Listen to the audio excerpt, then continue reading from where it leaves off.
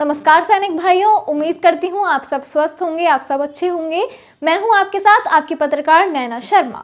और आज इस वीडियो को शुरू करने से पहले मैं आपसे ये कहना चाहूँगी, जितने भी सैनिक भाई हमारे चैनल पे नए हैं, जो पहली बार हमारी वीडियो देख रहे हैं, जो हमारे चैनल पे नए हैं, वो हमारे चैनल को सब्सक्राइब ज़रूर कर देना, क्योंकि हमारा चैनल आपको सैनिकों से रिलेटेड जो अपडेट है वो पहुँचाता रहेगा और आपकी हक की आवाज़ हमेशा उठाता रहेगा।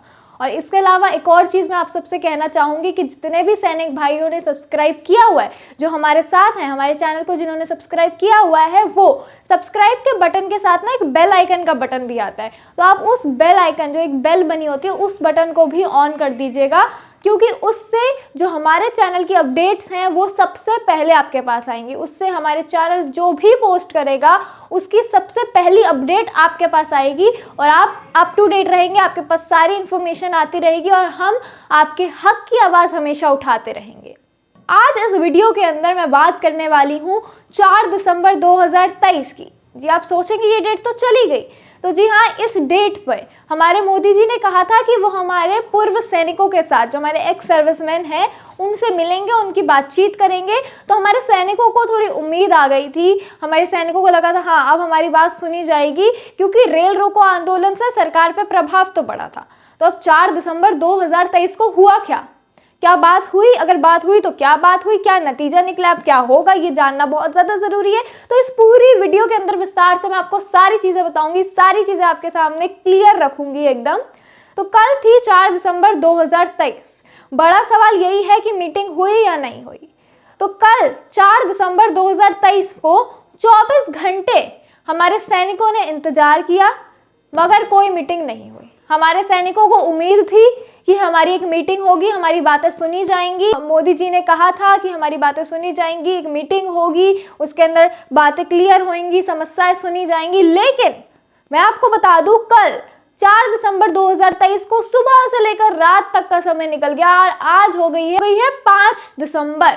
तो 4 दिसंबर डेट तो जा चुकी और जो मीटिंग थी वो मोदी जी ने अपने सपनों में ही कर ली लग रहा है, क्योंकि हमारे सैनिकों के साथ तो कोई मीटिंग नहीं हुई है। कल का पूरा दिन ऐसे ही चला गया है, ना ही कोई मीटिंग हुई, ना ही कोई फैसला आया। एक बार फिर हमारे सैनिकों के साथ, उनके विश्वास के साथ खेला गया, क्योंकि सैनिकों ने विश्वास किया था कि मोदी जी इस बार हमारी सुन लेंगे, क्योंकि इलेक्शन आपको पता है चल रहे थे। अब 3 राज्यों में इलेक्शन बीजेपी जीत गई है, बीजेपी की सत्ता बढ़ती जा रही है, बीजेपी के सपोर्टर बढ़ते जा रहे हैं। तो क्या ये सैनिकों के लिए एक बुरी खबर हो सकती है?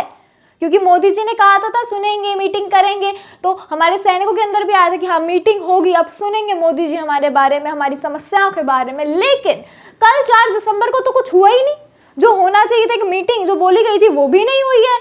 तो अब जो इन 3 राज्यों के अंदर बीजेपी की सरकार फिर से आ गई, उनकी सत्ता आ गई है, तो अब होगा क्या? मेन बात यह है कि अब हमारे सैनिकों पे इसका क्या प्रभाव पड़ेगा, हमारे किसानों पे इसका क्या प्रभाव पड़ेगा। इतने समय से जो हक मारता आ रहा है इन लोगों का, अब क्या होगा? एमएसपी का क्या होगा, ओआरओपी का क्या होगा, इन सारी चीज़ों का ये एक बहुत बड़ा सवाल है अब।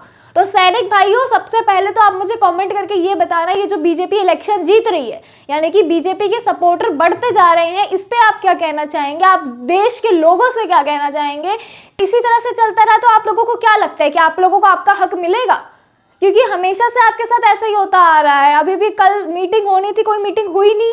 अब आपकी बातें कौन सुनेगा? आपकी बातें कैसे पता चलेंगी जब मोदी जी आप सीरियस ही नहीं ले रहे हैं चीज़ों को? बोला था कि 4 दिसंबर को मीटिंग होएगी, हुई कहाँ मीटिंग? हुई उनके सपनों में मीटिंग हो गई, मीटिंग हुई कहाँ? किसके साथ मीटिंग हुई? हमारे सैनिकों को बार बार से गुमराह क्यों किया जाता है? क्यों नहीं उनकी बातें सुनी जा रही हैं? हमेशा याद रखिए एक चीज, मैं हर वीडियो में अपनी ऑलमोस्ट बोलती हूँ ये चीज कि अगर सैनिक नहीं होता तो देश सुरक्षित नहीं होता। सैनिक अपनी जान पे खेल के हमारे देश को सुरक्षित रखता है। वो बॉर्डर पे, सरहद पे हमेशा खड़ा रहता है, तब हम अपने कमरों में आराम से सो रहे होते हैं। तो एक सैनिक जो हमारे लिए इतना कुछ करता है, अपने आप को शहीद कर देता है देश के लिए, तो उसको उसका हक तो मिलना चाहिए। अब अपने सैनिक को, हमारे देश के सैनिक को उनका ही हक लेने के लिए इतना लड़ना पड़ रहा है, इतने सालों से लड़ाई करनी पड़ रही है, उनको उनका हक ही नहीं मिल रहा है। तो ये कितनी ज्यादा गलत बात है। कि जो अपने आप को शहीद करने के लिए तैयार है, जो देश के लिए मर मिटने को तैयार है, उसके साथ इतना बुरा हो रहा है कि उसको इतने लंबे समय तक इंतजार करना पड़ता है, इतने लंबे समय तक इतना मुश्किल समय बिताना पड़ता है, उसके हकों को मारा जाता है, उनको उनके हक नहीं दिए जाते हैं। और अब तो इलेक्शन पे बीजेपी की सरकार 3 और राज्यों में आ गई है। तो सैनिक भाइयों, मैं तो आपसे यही कहना चाहूंगी, आप कमेंट में अपनी राय जरूर बताइएगा कि इस पूरे मामले को आप कैसे देख रहे हैं। और आपके साथ एक बार फिर कह लूं तो विश्वासघात ही हुआ है। आपने विश्वास किया था कि मोदी जी आएंगे, मीटिंग होएगी, हमारी समस्याएं सुनी जाएंगी, लेकिन हुआ नहीं। तो एक तरह से आपके साथ विश्वासघात ही हुआ यहाँ पर दोबारा से। आप क्या सोच रहे हैं इस बारे में, आपके मन में क्या चल रहा है, वो हमें कॉमेंट सेक्शन में जरूर बताइएगा। इसी के साथ आपको फिर से बता दूं कि 3 राज्यों में हमारे बीजेपी की सरकार आ गई है। राजस्थान में कांग्रेस की सरकार थी इस साल, तो वहां पर भी बीजेपी की सरकार आ गई है। तो एक तरह से देखा जाए तो देश में बीजेपी की जो सपोर्टर हैं वो भी बढ़ते जा रहे हैं। तो इसको कैसे देख रहे हैं आप, इसका मतलब क्या समझ रहे हैं आप? क्या हमारे देश की जनता के पास और कोई ऑप्शन नहीं है, क्योंकि कांग्रेस इतने सालों से उसने कोई काम नहीं किया है, तो उससे हमारी देश की जनता थक चुकी है। तो क्या हमारे देश की जनता के पास कोई और ऑप्शन नहीं है, तभी बीजेपी सत्ता में आ रही है, या फिर बीजेपी सपोर्टर सच में बढ़ रहे हैं? आप लोगों को क्या लगता है? और ये जो बीजेपी आई है अब सत्ता में फिर से 3 राज्यों में, इसका आप लोगों पे क्या प्रभाव पड़ सकता है?